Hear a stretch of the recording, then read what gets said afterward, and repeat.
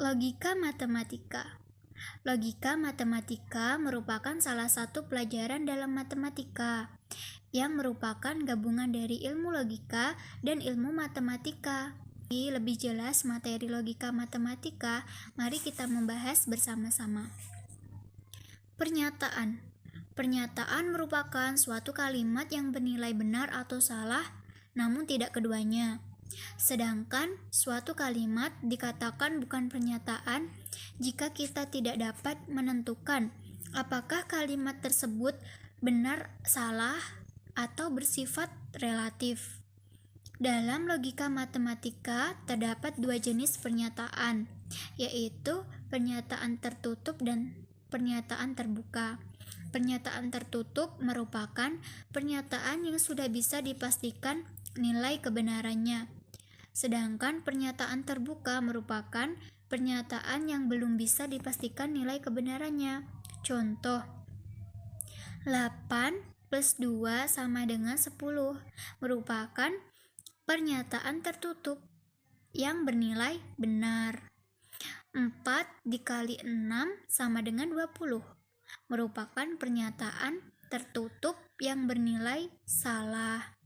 5A plus 10 sama dengan 40. Pernyataan terbuka. Ya, karena harus dibuktikan kebenarannya. Jarak Jakarta sampai Bogor adalah dekat. Bukan pernyataan, karena dekat itu relatif.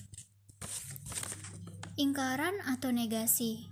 Ingkaran atau negasi didefinisikan sebagai sebuah pernyataan yang memiliki nilai kebenaran yang berlawanan dengan pernyataan semula, seperti dalam tabel kebenaran tersebut. Coba kalian perhatikan, ya, itu artinya jika suatu pernyataan P bernilai benar, maka ingkaran bernilai salah. Pun sebaliknya, jika pernyataan bernilai salah, maka ingkaran bernilai benar. Selanjutnya yaitu pernyataan majemuk. Pernyataan majemuk merupakan pernyataan gabungan dari beberapa pernyataan tunggal yang dihubungkan dengan kata hubung. Pernyataan majemuk di dalam logika matematika terdiri dari disjungsi, konjungsi, implikasi, dan diimplikasi. Yaitu konjungsi. Konjungsi dilambangkan dengan huruf V kebalik. Jadi konjungsi itu ialah suatu pernyataan P dan Q dapat digabungkan dengan menggunakan kata hubung dan, sehingga membentuk pernyataan majemuk P dan Q yang disebut dengan konjungsi. Konjungsi dapat dilambangkan dengan P dan Q. Berikut adalah tabel kebenaran konjungsi. P dan Q. Jika P bernilai benar dan Q bernilai salah, P dan Q akan bernilai benar. Jika P bernilai benar, Q bernilai salah, P dan Q akan bernilai salah. Dari tabel di atas dapat disimpulkan bahwa dalam konsep konjungsi akan bernilai benar jika dan hanya jika kedua pernyataan P dan Q bernilai benar.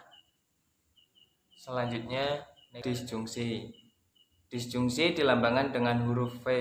Disjungsi adalah suatu pernyataan P dan Q dapat digabungkan dengan menggunakan kata hubung atau, sehingga membentuk pernyataan majemuk P atau Q yang disebut disjungsi.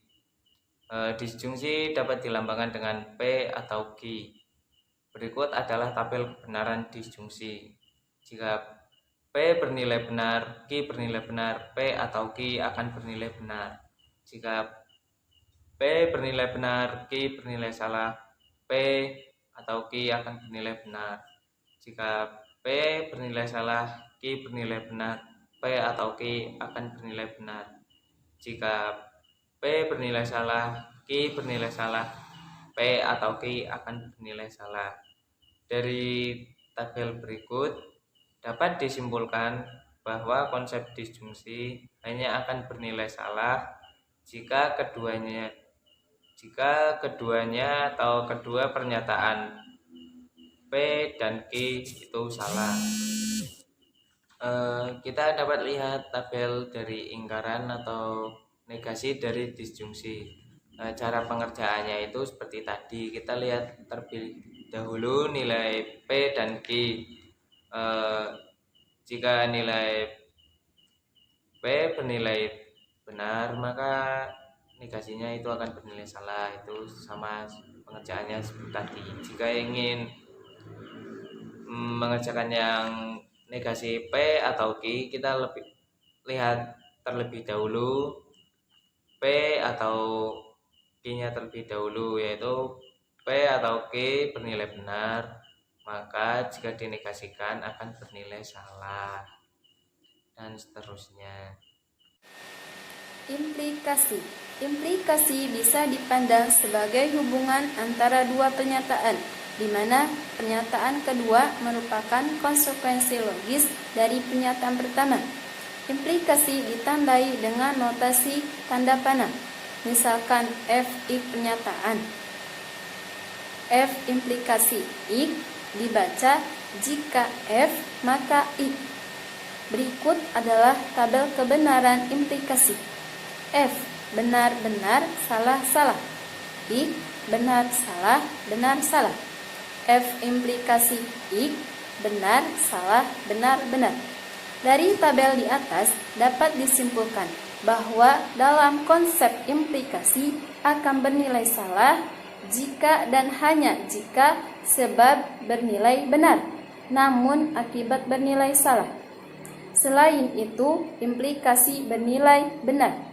Contoh, jika Budi sembuh, maka Budi akan sekolah. Jika betul Budi sembuh, lalu Budi masuk sekolah, Budi telah melakukan hal yang benar. Namun, jika Budi sembuh, namun dia tidak sekolah, Budi telah berbuat salah karena mengingkari janjinya. Lalu, bagaimana jika Budi belum sembuh? Perhatikan bahwa Budi hanya berjanji masuk sekolah jika dia sembuh.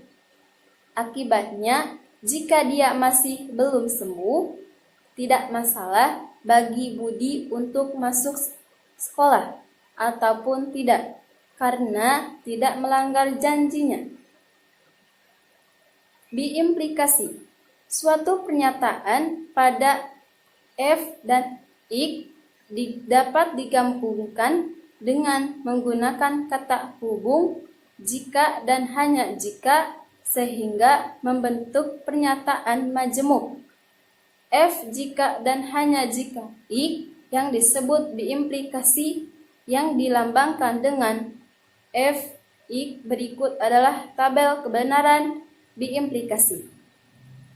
V benar-benar salah-salah. I benar salah benar salah. F biimplikasi I benar salah salah benar.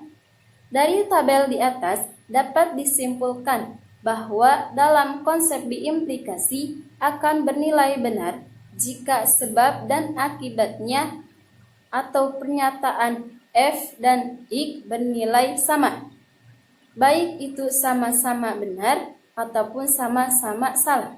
Contoh, ayah mendapatkan gaji jika dan hanya jika ayah bekerja. Jika ayah mendapatkan gaji, maka ayah bekerja. Dan jika ayah telah bekerja, maka ayah akan mendapatkan gaji. Sebaliknya, jika ayah tidak mendapatkan gaji, maka ayah sedang tidak bekerja. Dan jika ayah tidak bekerja, maka ayah tidak mendapatkan gaji. Pernyataan bersyarat variasi. Yang pertama adalah converse. Converse adalah perubahan dari suatu sistem ke suatu sistem yang lain. Pernyataan Q jika maka P disebut converse dari P jika maka Q. Inverse adalah pembalikan suatu susunan dari suatu susunan yang lazim. Pernyataan ingkaran P jika maka ingkaran Q disebut inverse dari P jika maka Q. Yang ketiga adalah kontraposisi. Pernyataan ingkaran Q jika maka ingkaran P disebut kontraposisi dari P jika maka Q. Yes. Contoh, implikasi dari jika hati tenang, maka kita senang. Konversnya adalah jika kita senang, maka hati tenang. Inversnya adalah jika hati tidak tenang, maka hati tidak senang. Kontraposisinya adalah jika kita tidak senang, maka hati tidak tenang. Nya adalah penarikan kesimpulan. Yang pertama adalah modus ponens. Premis 1, P jika maka Q, premis 2, P, maka konklusinya adalah Q. Contoh, premis 1, jika harga naik, maka permintaan turun. Premis 2, harga naik, konklusinya adalah permintaan turun. Yang kedua adalah modus talent. Premis 1, P jika maka Q, premis 2 adalah ingkaran Q, maka konklusinya adalah ingkaran P. Contoh, premis 1, jika harga naik, maka permintaan turun. Premis 2, permintaan naik. Konklusinya adalah harga turun. Yang terakhir adalah silogisme. Premis 1, P jika maka Q, premis 2, Q jika maka R. Maka konklusinya adalah P jika maka R. Contoh, premis 1, jika harga naik, maka permintaan turun. Premis 2, jika permintaan turun, maka pasar sepi. Konklusinya adalah jika harga naik, maka pasar sepi.